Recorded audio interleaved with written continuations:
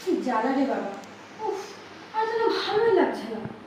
সকাল থেকে একটার পর একটা ঝামেলা লেগেই আছে। আচ্ছা আচ্ছা, আপনারাই বলুন তো, এই একা একটা মানুষের পক্ষে কি এত ঝক্কি পাওয়ানো সম্ভব? আর বাবা, বয়স বাড়ছে মানে তো এটা না যে একেবারে একেবারে বিরাট বয়স হয়ে গেছে। এই তো এই তো সবে ৩৭-এ পড়লাম। আচ্ছা যেরকম আমি তো বলেইছে যে এই এই কচি বয়সে এখন আর বিয়ে করতে হবে না, থাক, আর কয়েকটা বছর যাক না।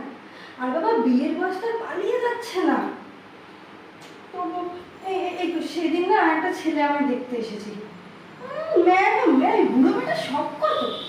আমার মতো একজন একজন অল্প বয়সী সুন্দরী মেয়েকে বিয়ে করার জন্য না একবারে একবারে ছটপট ছটপট ছটপট ছটপট করছে।